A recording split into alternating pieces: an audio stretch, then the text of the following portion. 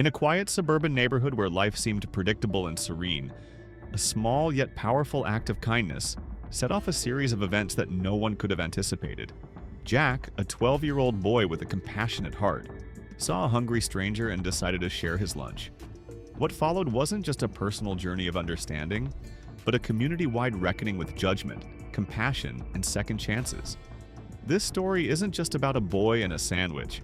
It's about how one simple gesture can challenge perceptions, bridge divides, and inspire a ripple of transformation. A quiet suburban morning turns into a life-changing day. Jack's morning began like any other. The smell of his mother's pancakes wafted through the house as the sound of his father flipping through the morning paper provided a comforting backdrop. Life in their suburban neighborhood was predictable and safe, with neatly trimmed lawns and white picket fences symbolizing the order and stability of their world. Jack finished his breakfast, packed his bag, and headed off to school, waving goodbye to his parents with a bright smile. After a routine day filled with classes, recess, and soccer practice, Jack began his walk home. The sun hung low in the sky, casting long shadows across the quiet streets. This was a walk Jack had taken countless times before, and he knew every corner, tree, and driveway along the way. But as he approached the convenience store near his house, something caught his eye that made him stop in his tracks. A man sat slumped against the brick wall of the store, his clothes tattered and his face weary. Jack had never seen him before, and the sight of the man's gaunt figure and downcast expression stirred something inside him.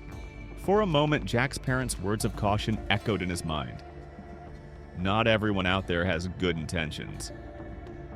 He hesitated, unsure of what to do, but then, as if compelled by an invisible force, Jack reached into his backpack. His mother had packed him an extra sandwich that morning, a thoughtful gesture to ensure he had enough energy after soccer practice. Jack pulled out the sandwich, his heart pounding as he approached the man. "Excuse me, sir," he said softly, his voice barely above a whisper. "Would you like this? I have an extra one." The man looked up, his tired eyes meeting Jack's. For a moment, there was silence. Then a small smile broke across the man's face. "Thank you, young man," he said, his voice rough but filled with genuine gratitude. As Jack handed him the sandwich, their fingers brushed briefly, and Jack felt the roughness of the man's calloused hands, a silent testament to a hard life. Jack walked away feeling a mix of emotions. He was proud of his decision to help, but also nervous about what his parents might say if they found out. As he turned the corner toward home, he glanced back and saw the man carefully unwrapping the sandwich, as if it were a precious gift. Little did Jack know this seemingly small act of kindness was the beginning of a journey that would challenge his beliefs, his family's values, and the very fabric of their community. Jack's act of kindness challenges his parents' teachings. Jack's upbringing had always been guided by his parents' well-intentioned advice to prioritize safety and caution. "Not everyone out there has good intentions," his mother would often say, her voice laced with concern. His father, too, frequently emphasized the importance of keeping to oneself, especially when encountering strangers. These lessons had shaped Jack's worldview, instilling in him a wary perspective on the unfamiliar. But on the day he met the man outside the convenience store, Jack's inherent kindness began to challenge these ingrained beliefs. As Jack walked home that afternoon, his parents' warnings replayed in his mind. He could almost hear his mother's voice cautioning him against getting too close to someone he didn't know. Yet, as he looked into the man's tired eyes, Jack couldn't reconcile the fear his parents had taught him with the compassion he felt. The man didn't seem threatening, he seemed human. Jack's heart tugged at him, urging him to act, even as his mind wrestled with doubt. When Jack offered the sandwich, his decision wasn't entirely conscious. It was as though his empathy had overridden his learned caution. Later, as he recounted the encounter to himself, he realized how much courage it had taken to defy his parents' teachings, even in such a small way. That courage, however, didn't erase his anxiety about how his parents would react if they found out. Would they see his act of kindness as reckless? Or would they understand why he had felt compelled to help? At home, the weight of his secret began to grow. Jack tried to focus on his homework and chores, but his thoughts kept drifting back to the man. Was he still sitting outside the store? Had the sandwich been enough to make a difference?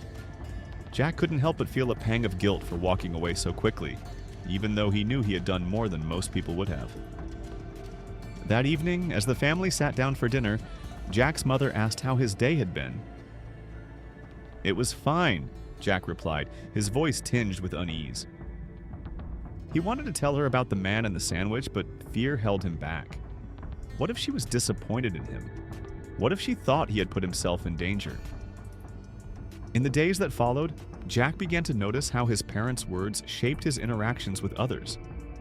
He realized that their cautious approach, while meant to protect him, often created a barrier between their family and the world outside. Jack started to question whether this barrier was always necessary. Could there be a balance between caution and compassion? Was it possible to be kind without being naive? The internal conflict Jack experienced was a profound moment of growth. He began to see his parents' teachings not as absolute truths, but as guidelines shaped by their own fears and experiences. This realization didn't diminish his respect for them. Instead, it deepened his understanding of why they felt the way they did. At the same time, it strengthened his resolve to follow his own moral compass, even when it led him down an unconventional path. Jack's act of kindness, small as it seemed, had set in motion a ripple of change. It wasn't just the man outside the store who was affected. Jack himself was beginning to transform. He was learning to navigate the delicate balance between safety and empathy, fear and courage. And though he didn't yet realize it, his journey was only just beginning. Raised with cautionary advice about strangers, Jack's upbringing emphasized safety over empathy. Yet, when faced with someone in need, his natural kindness won over his learned fear. His decision to help the man highlighted the internal conflict between his parents' warnings and his own sense of morality. Police reveal the stranger's troubling past. The knock on the door that brought the police into the Thompsons' home revealed a side of the story that Jack had never anticipated.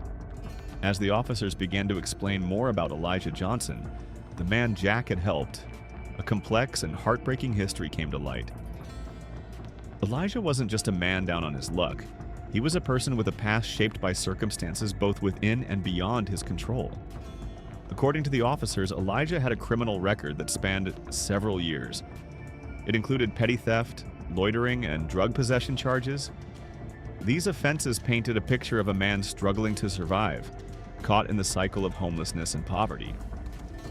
However, what stood out most to the Thompsons was that none of Elijah's crimes were violent.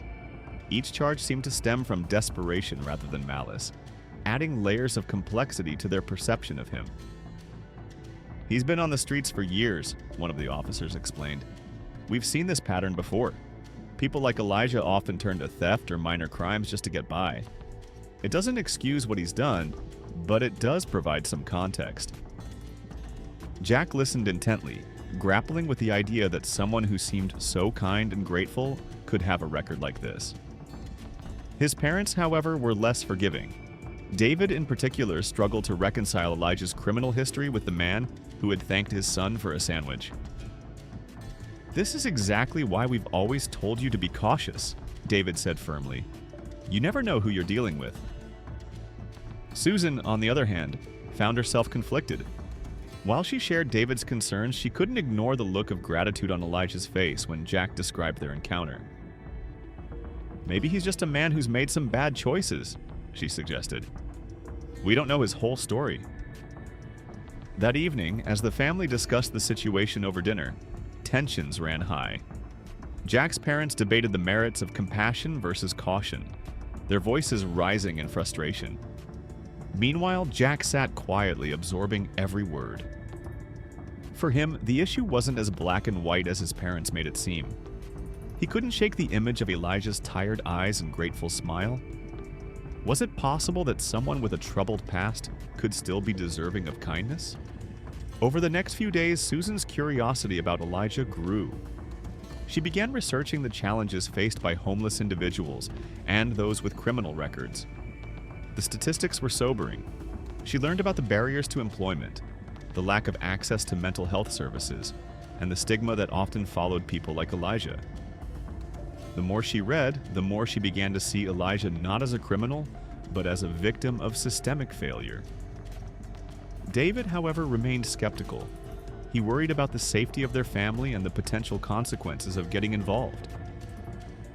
"It's not our responsibility to fix his life," he argued. "We need to focus on protecting our own." Despite their differing opinions, both Susan and David couldn't deny that the situation had forced them to confront their own biases.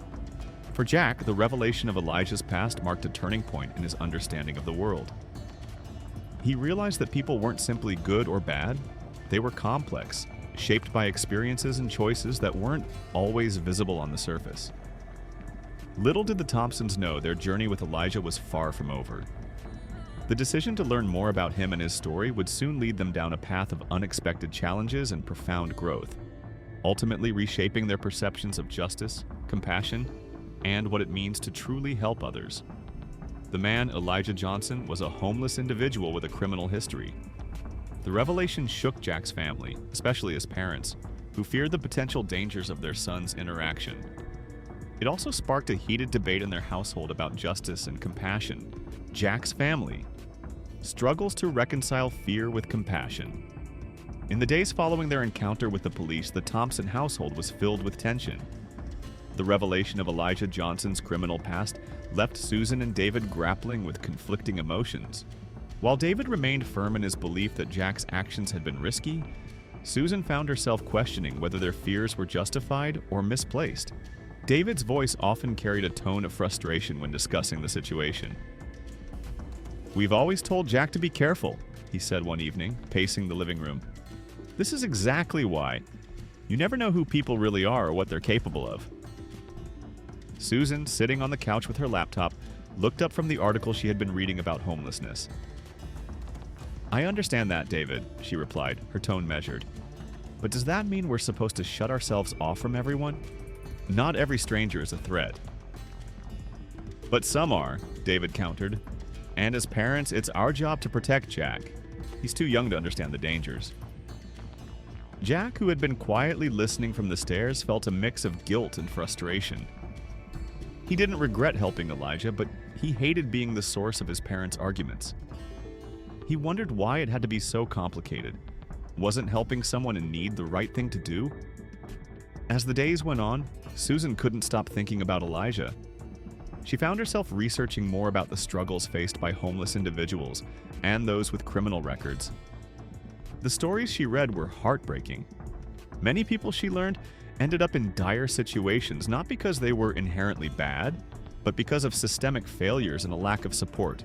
One evening, Susan shared her findings with David. "Did you know that a large percentage of people with criminal records struggle to find jobs and housing?" she asked. "It's like society punishes them over and over again, even after they've served their time." David sighed, running a hand through his hair. "I get it, Susan. But understanding the system doesn't change the fact that we need to keep our families safe." Their conversations often ended in stalemates, with neither willing to fully concede their position.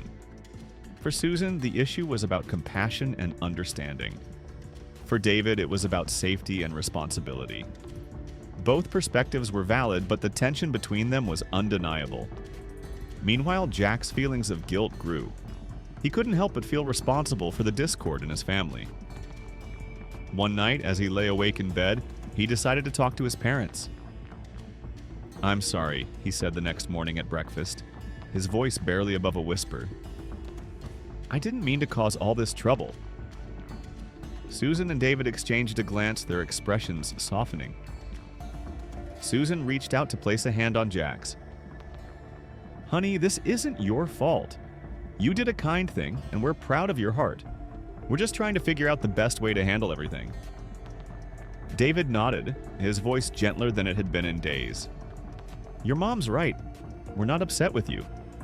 We just want to make sure you're safe." That moment marked a small but significant step toward reconciliation within the family.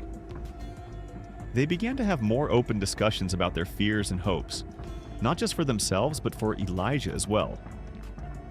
Slowly, the tension eased, replaced by a shared determination to find a way forward. A way that balanced safety with compassion. Jack's parents, Susan and David, found themselves at odds. While David was adamant about protecting his family, Susan began to question whether their fear was blinding them to Elijah's humanity. This struggle brought a deeper layer of tension into their home. A court appearance forces Jack to confront complex realities. The day of the court hearing arrived with an air of anxiety and anticipation. Jack, dressed in a shirt and tie his mother had picked out, sat nervously in the back seat of the family car as they drove to the courthouse. For a 12-year-old boy, the idea of speaking in a courtroom was overwhelming, and his mind raced with questions. What if he said something wrong? What if the people in the courtroom misunderstood Elijah? As they entered the imposing courthouse, Jack clung to his mother's hand. The hallways were bustling with lawyers, clerks, and officers, their serious expressions only adding to the tension Jack felt. The family was directed to a waiting area where their lawyer, Mr. Lawson, greeted them with a reassuring smile. "Remember, Jack, just tell the truth. That's all anyone expects from you," he said. When Jack's name was called, he walked to the witness stand on shaky legs. The room felt enormous, and all eyes were on him. After being sworn in, the prosecutor began to question him. "Jack, can you tell us about your interaction with Mr. Elijah Johnson on the afternoon in question?" Jack took a deep breath and recounted the events as clearly as he could. He described seeing Elijah outside the convenience store, his decision to offer the sandwich, and the man's polite gratitude. "He just said thank you and smiled at me," Jack said. "He didn't ask for anything. I just thought he looked hungry." The prosecutor nodded, then asked, "Did Mr. Johnson say or do anything that made you feel unsafe?" "No, ma'am," Jack replied firmly. "He was really nice." As Jack spoke, he noticed how the atmosphere in the courtroom seemed to shift. People who had initially regarded Elijah with suspicion now looked at him with a trace of empathy. Jack's simple, heartfelt account had a disarming effect, humanizing Elijah in a way that no legal argument could. When it was time for cross-examination, Elijah's defense attorney asked Jack a few gentle questions to further highlight the kindness of his actions and Elijah's gratitude.